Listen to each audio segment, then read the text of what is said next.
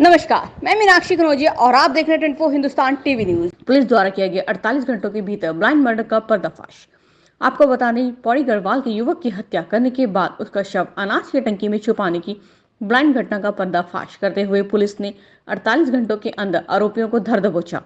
बता दें कि पुलिस कप्तान अजय सिंह ने रुड़की सिविल लाइंस कोतवाली में प्रेस वार्ता कर हत्या का खुलासा करते हुए बताया कि भगवानपुर की चांद कॉलोनी में मकान के मालिक ने कमरा किराए पर दिया हुआ था।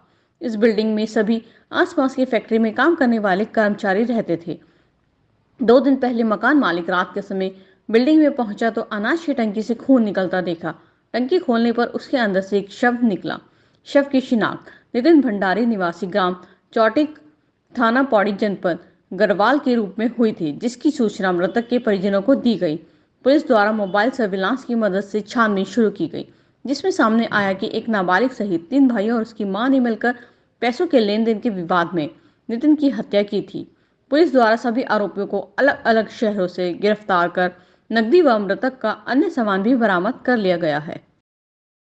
कॉलोनी भगवानपुर से सूचना प्राप्त हुई थी थाने को कि जो है एक जो है शव जो है टंकी में जो रखा हुआ है, जो अनाज की टंकी में है, और वो किराए पर कुछ लोग रहते थे जो वहाँ से फरार है। इस सूचना पर समस्त पुलिस बल और अधिकारियों द्वारा रात को विजिट की गई और अभियुक्त के और मृतक की शिनाख्त के पूरे प्रयास किए गए। जो देर रात्रि शिनाख्त हुई कंपनी में कर्मचारी था, इसके बाद उसके नंबरों के आधार पर और जो वहाँ रहते थे उनके संबंध में जानकारी की गई तो पता चला कि जो लोग वहाँ किराए पर आ रहे थे वो बुलंदशहर के निवासी थे और उनके कुछ नंबर संदिग्ध प्राप्त हुए, जिसके आधार पर टीमों को भेजा गया। लेकिन वह उपरोक्त मकान जो उनका एड्रेस था वो पहले ही बेच के जा चुके थे। अभियुक्तगणों के संबंध में अलग अलग टीमें भेजी गई तो जयपुर और दिल्ली और ग्रेटर नोएडा में पता चला कि उनका मूवमेंट पाया गया था। समझ जानकारी के बाद जब अभियुक्तगणों को गिरफ्तार किया गया तो उनसे पूछताछ में आया कि करीब 2.5-3 लाख रुपए जो अभियुक्तगणों ने जो है मृतक जो है लिए थे उससे, उसको वापस ना करना था। जब वो घर पे आके लगातार मांग रहा था, एक राय होकर इसमें उसकी हत्या कर दी गई।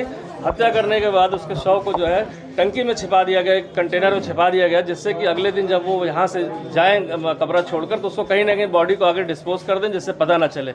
लेकिन उनकी यह जो षड्यंत्र था इसमें कामयाब नहीं हो पाए और किसी कारणों से 2 दिन तक शव जो है वहीं पर रह गया। और जब वो गाड़ी से ले जाने लगे तो शव से जो ब्लड और जो अन्य चीज़ें आई उसके आधार पर वो डर के मारे उसको छोड़कर चले गए।